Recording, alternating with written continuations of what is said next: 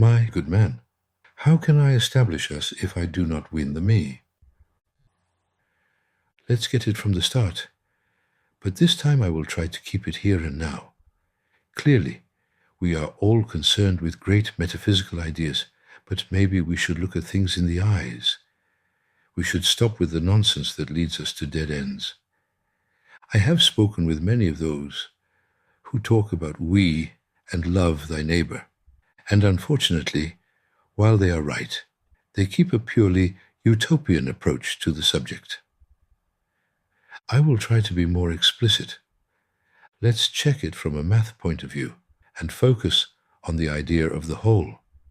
The total is a collection of unique objects. The definition is not mine. If we now draw a circle, for example, and say that this is a group, it does not stand unless we define some things or ideas in it. For instance, if we put colored dots on it, then the circle is a group of colored dots. The family is a group. A class with students is a group, etc. The famous we, my dear friends, whether you like it, is also a total. It comprises a collection of unique objects, such as those that represent us. If we are zeros, your fantastic total of we are nonsense because it's just empty. Totals, however, have a problem.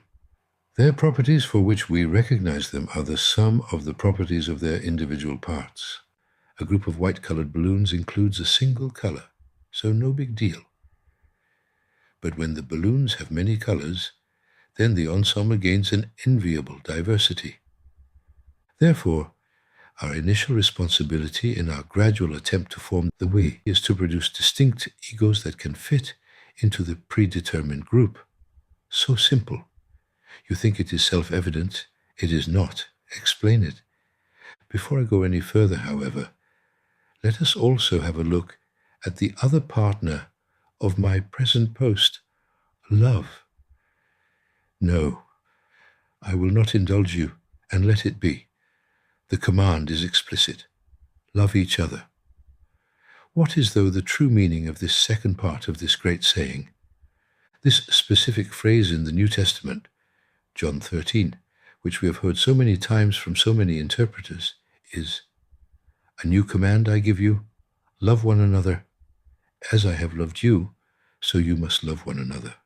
By this, everyone will know that you are my disciples if you love one another."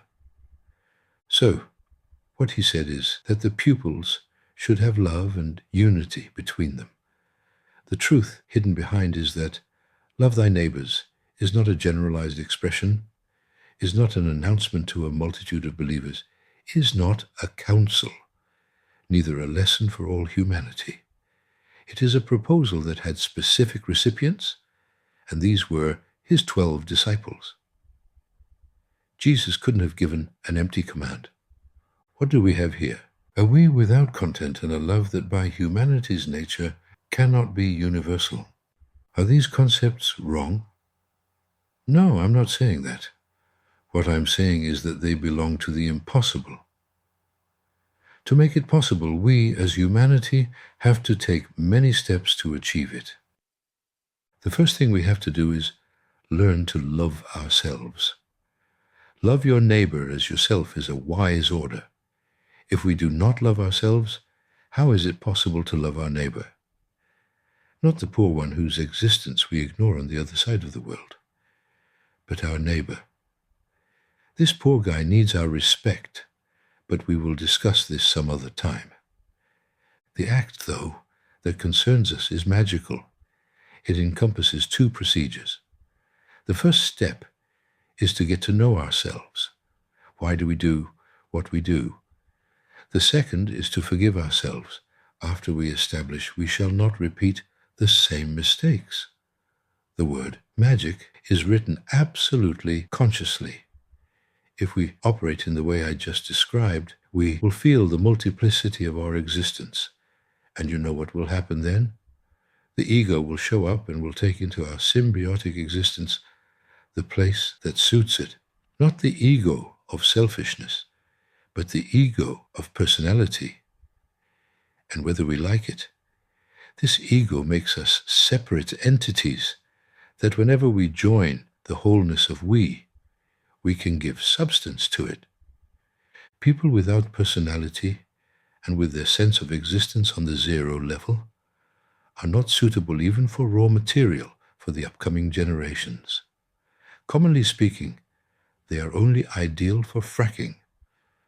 A little tip: ignore existentially all those who treat you unacceptable, those who stand next to you, or even are your buddies, friends, or girlfriends, or even your children. Ignore them. You will be there for them.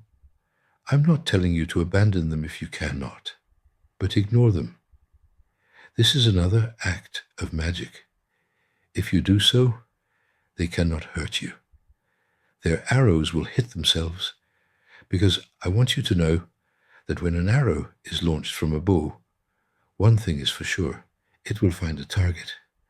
And if you protect yourself by not coexisting at the same level, then the arrow will return to the one who launched it. So simple. And the damage will be done to him. Again, so simple.